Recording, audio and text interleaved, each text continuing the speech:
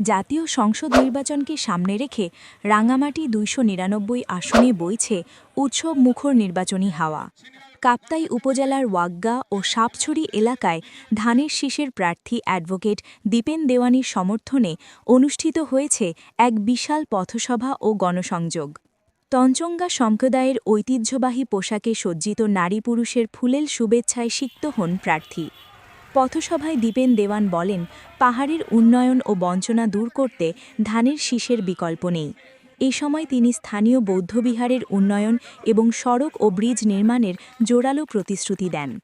কেন্দ্রীয় ও জেলা পর্যায়ে শীর্ষ নেতাদের উপস্থিতিতে এই প্রচারণা এক বিশাল জনসমাবেশে রূপ নেয়। বক্তারা রাঙামাটির উন্নয়নে দীপেন দেওয়ানকে বিজয়ী করতে ঐক্যবদ্ধ হওয়ার আহ্বান জানান। পথসভা শেষে নেতৃবৃন্দ নোয়াপাড়া, বড়ইছড়ি ও কেপিএম এলাকায় সাধারণ ভোটারদের দাঁড়ে দাঁড়ে গিয়ে লিফলেট বিতরণ করেন। পাহাড়ি জনপদে ধানের শীষের এই গণজোয়ার আসন্ন নির্বাচনে এক বড় পরিবর্তনের ইঙ্গিত দিচ্ছে।